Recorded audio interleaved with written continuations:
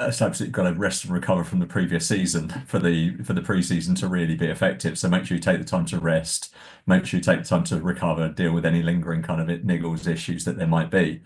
And then the focus will be very much dependent on what the team probably collectively think is necessary and the priorities. And that may well come from any kind of observations that the team have made, any data that they might have from the season. And I think it's important for us as the S&C coaches to remember that what we do has to meaningfully back up what's going on the court. So it's got to support the observations that have come from the coach and the player. In general, I think you probably want a little bit of everything.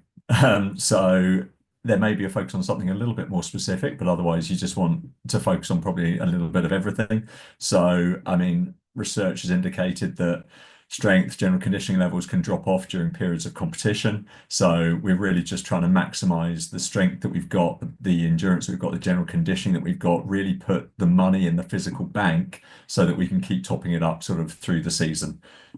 So the training age of most pro players should be pretty good. So hopefully you can just sort of crack on with that. I also think that from the perspective of the pre-season, I think a good outcome from it will be to have things in place and programs in place that you can utilize during the season. So when you're on the road, so that you can think about when you've got days between tournaments, days between matches, so you come up with a really good cohesive plan for what you can do when you're traveling on the road. Some players will have people with them, most won't. So it's important to get that in place. In terms of differing from the juniors, not a huge amount apart from the fact that I think the concept of a pre-season juniors is probably slightly less marked, less pronounced. I think you're looking at probably having some more frequent periods of training sort of for the juniors for me, sort of during the season. So it's just kind of constantly just again, similar principles, what the team thinks the player collectively or what the team collectively think the player needs, but keeping it probably reinforcing the basics, whether in the gym or on the court, but the principles are probably largely still the same.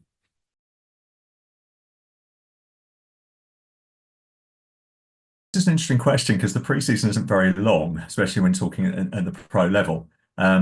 So it's sort of tough, I think, in some respects, to fit it into the classic kind of periodization model. So if you think of like an Olympic sport, they have a really nice periodization approach to it. So you're probably looking at it being a little bit more of a concurrent kind of training system for me. Because I say you're trying to accomplish many things at the same time. That said, there may be an opportunity whereby you can sort of put the rackets down, at least initially, and maybe focus a little bit more on the off-court work, that sort of general conditioning aspect that you talk about, and then gradually kind of build back into sort of the on-court work. So you're having a mixture of the off-court and the on-court work, then gradually kind of building up the intensity of that, maybe decreasing the volume, especially decreasing the volume of work off the court, and then sort of tapering off leading into the tournament block. I think you've got to remember that it's also a time when the coach will probably want to be doing a little bit of technical work. So you've got to, again, talk collectively as a team, think about where the priorities are and sort of plan accordingly. So yeah, I think it's difficult to maybe have that sort of classic periodization approach, but you just sort of backdate it or work it back from when that first tournament is or that first travel, that first flight, and then try and plan accordingly from that. It's just an interesting question because the preseason isn't very long, especially when talking at the pro level.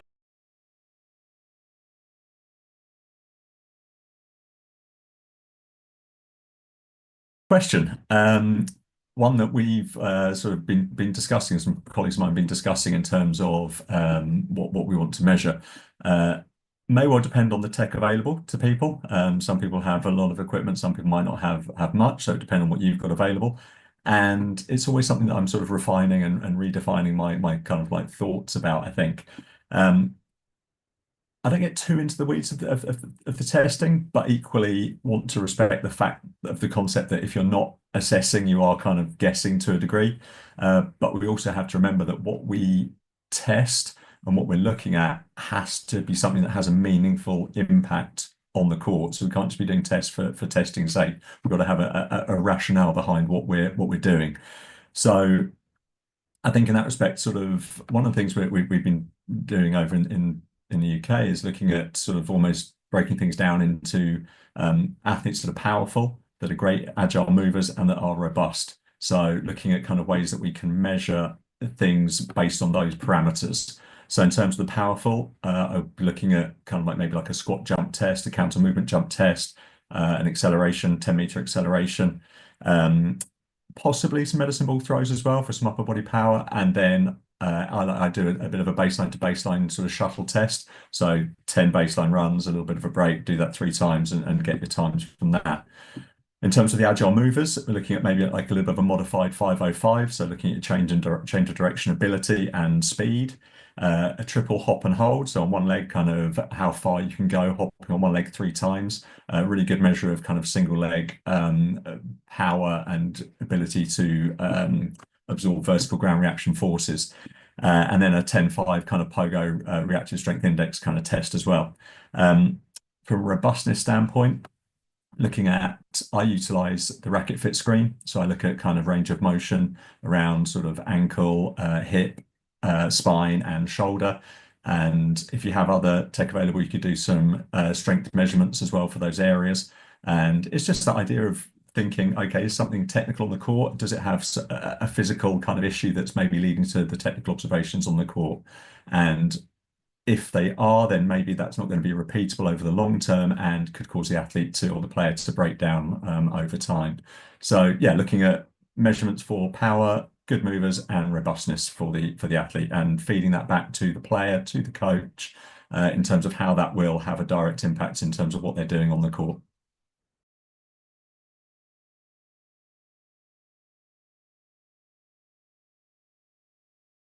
Again, as sort of mentioned, the concept of the pre-season for the junior, especially like developing age groups of the 10 to 16 is not, I think, as significant.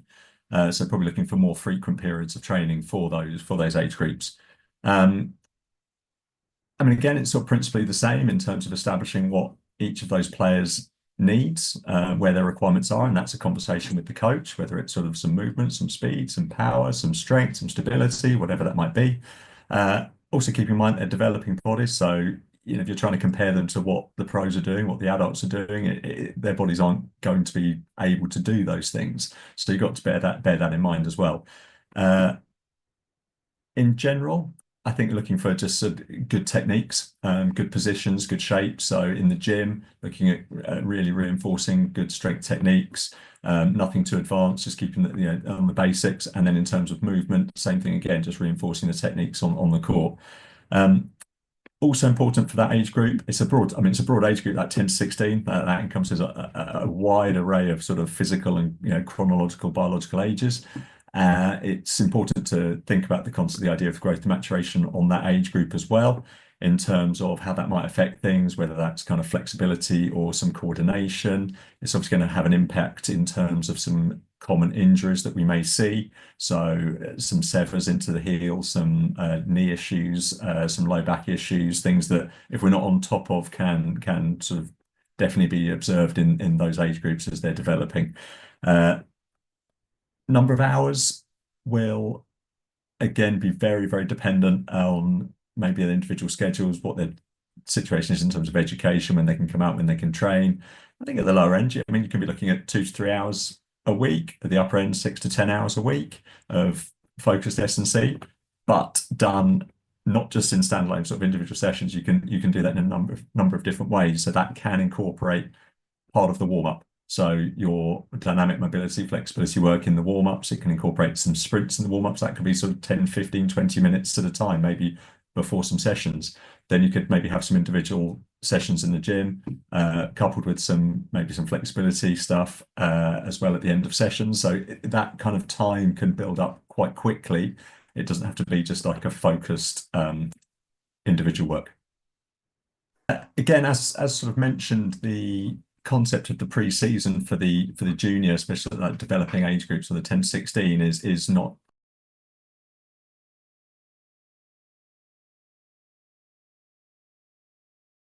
I mean, you could argue that a well-structured kind of training program is injury prevention work, and that I would agree with that to an extent. However, yeah, for me, these sort of strategies are absolutely like non-negotiable. They're a prerequisite really for me. But like I said, you can incorporate them in a number of different ways. So it may well depend on what the player needs. Again, I feel like I'm saying it depends a lot, but it does. It yeah, the specific areas that they might need and how you want to go about it. So I like to incorporate a specific session, which I term a structural strength session, which is sort of slightly different from a general kind of strength or power session. So a structural strength. So it's just dealing with those tissues, those areas of the structure that really need to be looked at to give a little bit of extra love to as a tennis athlete. So I did term that as being almost like a hips, core, shoulder, but that can incorporate ankles and wrists as well. So it incorporates all the different areas that need a little bit of extra attention because tennis can put some specific strains on the body. So one phrase that I like to incorporate is enable the player, balance the person. So we need to enable the tennis player to do what they want to do on the court and do what they need to do on the court, but we also have to think of them as actually as a person and balance those structures out and undo some of the stuff that maybe tennis does to the body. You can obviously incorporate dynamic mobility as well, like a dynamic warm-up, which is going to be a great injury prevention kind of strategy. Some specific flexibility work at the end of the sessions or at the end of the day. Also nailing your basics like sleep, like eating well, hydration, all of those things will help recovery. They are solid recovery strategies. I always say that preparation for the next session begins with recovery from the previous session. That's the same when you're in tournaments. Preparation for the next match begins with your recovery from the previous match. So making sure that you get some good, basic, solid recovery protocols in. You can obviously go and incorporate some of the more advanced things, but just all the things I just said will are things that you want to factor into a good structured training program.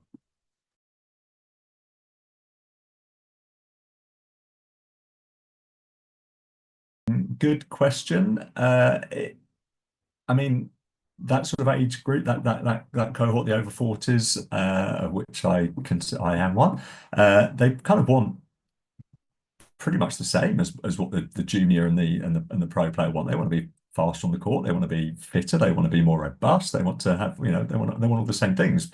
You just might have to tweak how you go about it. So yeah, I mean, I have a saying that which is sort of like if you train like you're 40 like when you're 20, you can train like you're 20 when you're 40, which means that you kind of want to get into the habits early on. So if you're doing the right things like the mobility, the recovery work when you're younger, hopefully you'll be in a better position when you're older to be able to still train well. And I always think about the athletes that I work with. I think about if they're junior athletes, I think about how they're going to be at 25, 35, 45, 55 and onwards. And I want to make sure they're set for life. There's no doubt that there are some changes as we get older. Things, tighten up a little bit. It's harder to recover from activity. But the thing is with that, they tighten up a little bit, but only really if we don't do anything about it. So we've got to make sure that we keep in check with those things. So yes, mobility is a massive, massive part of what I would do for that age group. Possibly as much because at the over 40, they've had more time to get into bad habits, really, and less than ideal habits and postures and positions, possibly have had more injuries and therefore kind of compensations in their bodies. So, yeah, we may have to deal with that. Aligned with that, absolutely 100% want to keep a focus on maintaining and improving strength levels because that can drop off as we get older. So, we want to make sure that we're maintaining our strength levels with some good strength training. And through my observations, I work with all ages, all abilities. That's something I see that kind of fades from a program, I think, as people get older, is a focus on some power and speed work. Not too sure why, just don't think we expose ourselves to it as we get older. So I would always want to try and incorporate that to a degree. Now it's all relative, so I'm not as quick as I was 20 years ago, but I can still challenge myself in a kind of speed kind of capacity. And just as an example, I got an 89-year-old player still on court, and I was in the gym with him recently doing kind of assisted jumps with a TRX. So he's getting some help, but he's still trying to get an idea of that power. So yeah, basically keep working on everything.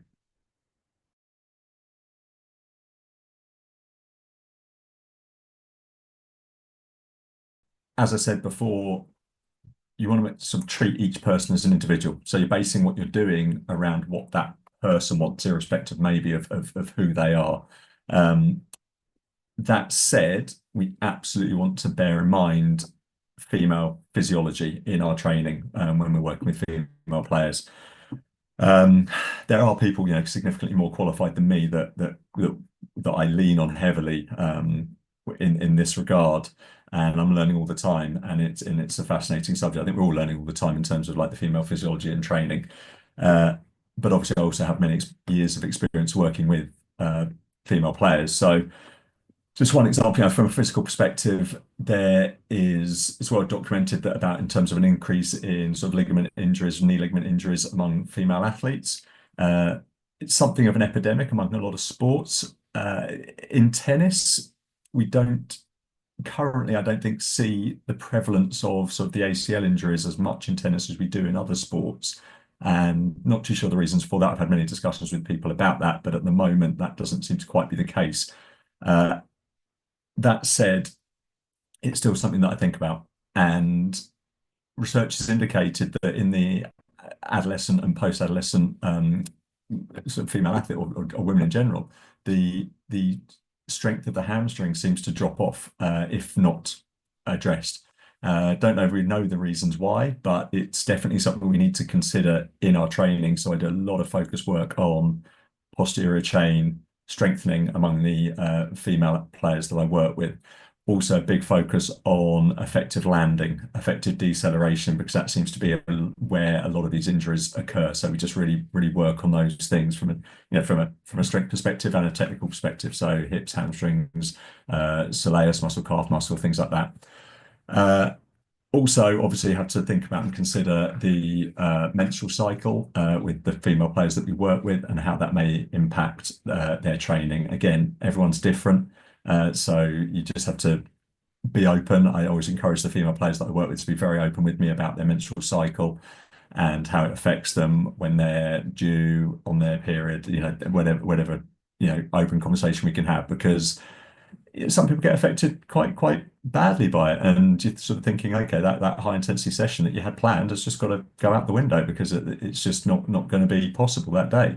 Um, so yeah, we just have to keep those factors in mind when we're training the female athlete, adjust accordingly, but equally just consider that each person is an individual, so work on the basis of what they need with their training.